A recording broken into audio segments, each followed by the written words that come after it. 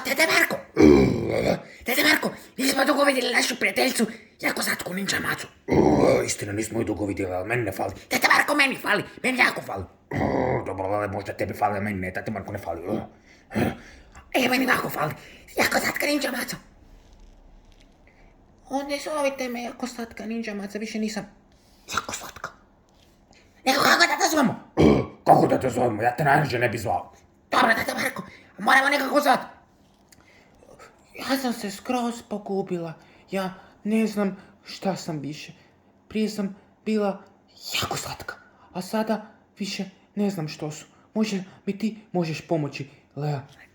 Ja ću ti pomoći, imam ideju. Imam ja ideju. Dede Marko, nemaš nikakvu ideju, ja imam ideju. Dobro, Lele, reci ti svoju ideju. Slušaj, imam jako dobru ideju za tebe. Ti si od sada... Trash kitty, you belong to trash. Trash kitty, you belong to trash. Ja ti se svidio preobraza. Šta ti je to na glavu?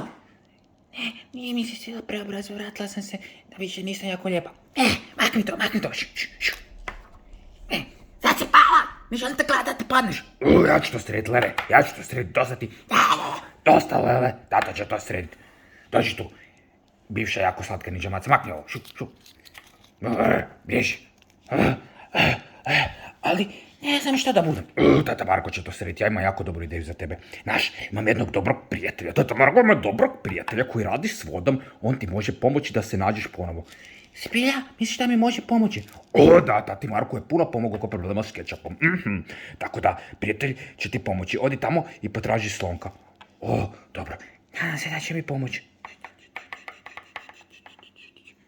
Water kitty.